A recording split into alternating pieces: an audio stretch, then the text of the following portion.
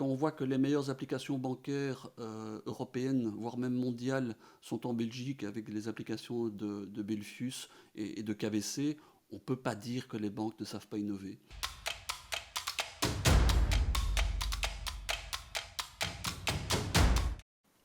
Alors, ce qui est intéressant, c'est de voir effectivement l'explosion de toutes ces entreprises qui attaquent des mastodontes qui étaient là depuis des décennies.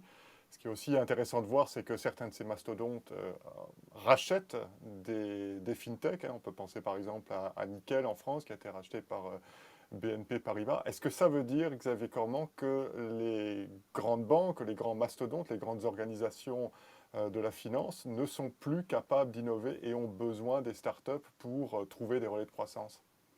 Alors moi je pense qu'elles sont tout à fait capables d'innover. Bon, l'une n'est pas l'autre évidemment, mais quand on voit que les meilleures applications bancaires européennes, voire même mondiales, sont en Belgique avec les applications de Belfius et de KBC, on ne peut pas dire que les banques ne savent pas innover.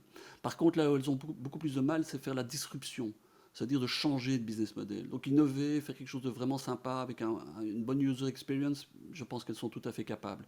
Par contre, se dire je vais me tirer une balle dans le pied en killant un de mes business parce que je vais le réinventer complètement, ça c'est quand même beaucoup plus compliqué.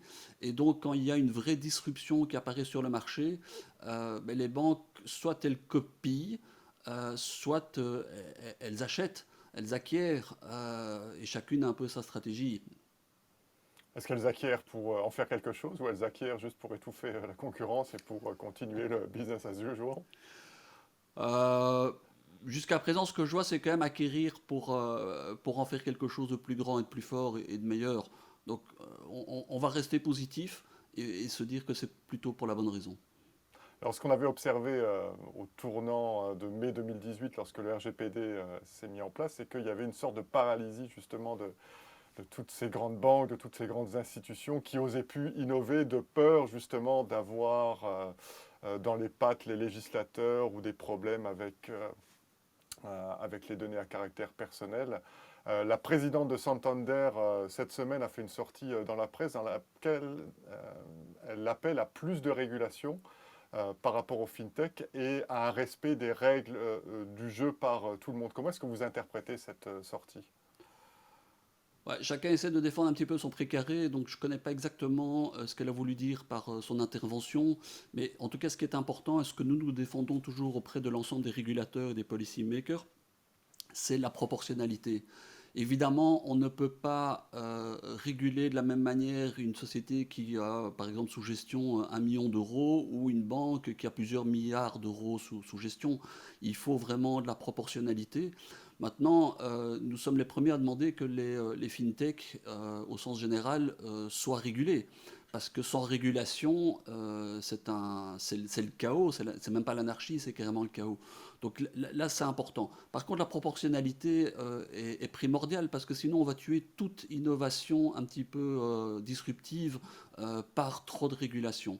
Et ça, je pense que c'est quelque chose que aujourd'hui les policy makers, et je pense plus spécialement à la Commission européenne ou même aux autres autorités, comprennent.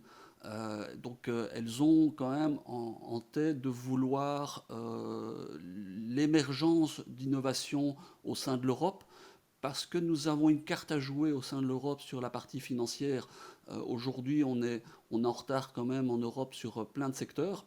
La finance, on ne peut pas encore faire la différence parce que justement, il y a la possibilité d'avoir une régulation qui soit identique sur un continent entier.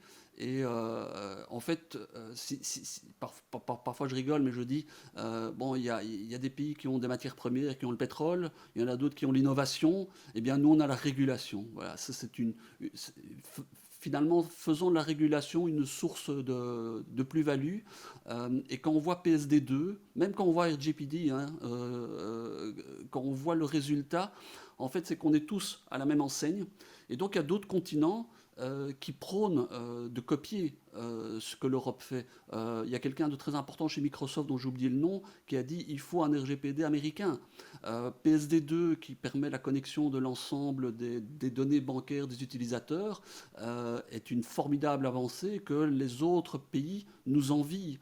Donc, à un moment, il faut voir aussi ce qui est positif chez nous et tourner ce qui peut paraître négatif, positif, et en faire de l'innovation. Alors après, oui, il y en a toujours qui vont pleurer en disant il faut plus de régulation, il faut être plus strict. Mais en règle générale, je pense que l'Europe fait déjà suffisamment. Alors, ce qui est intéressant, c'est que vous insistez sur les aspects réglementaires et régulation. Donc, je vais reprendre exactement ce que Anna Botín, qui est la présidente de Santander, a dit. Une, Elle dénonçait, je cite, une réglementation qui favorise désormais les entreprises technologiques par rapport aux banques. Alors, quand on lit ça, on a vraiment l'impression que seules les entreprises technologiques sont encore capables d'innover ou en tout cas de disrupter le marché et que les banques, en fait, parce que la réglementation serait là, agiraient un petit peu comme un carcan et les empêcherait d'innover. Est-ce que vous lisez cette citation de la même manière que moi? J'ai vraiment du mal à comprendre ce qu'elle veut dire derrière ou pourquoi elle a fait cette sortie. Mais je ne doute pas qu'il y a des banques qui veulent absolument fermer la porte derrière elles pour qu'il n'y ait pas de challengers qui arrivent sur leur marché. Mais ce n'est pas le cas de toutes les banques. Il y a des banques qui voient ça d'un œil positif parce qu'en fait, ça leur permet de se développer, de prendre des parts de marché.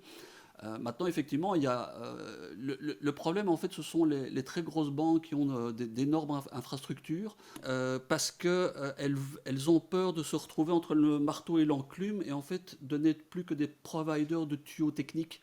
Et ça, une banque ne veut pas faire parce que sinon, ça veut dire qu'il restera deux, trois banques en Europe qui vont avoir toute l'infrastructure et qui vont donner les tuyaux pour que les autres puissent se plugger dessus. C'est la crainte numéro un de toutes les banques. Donc elles essaient de défendre leur prix carré.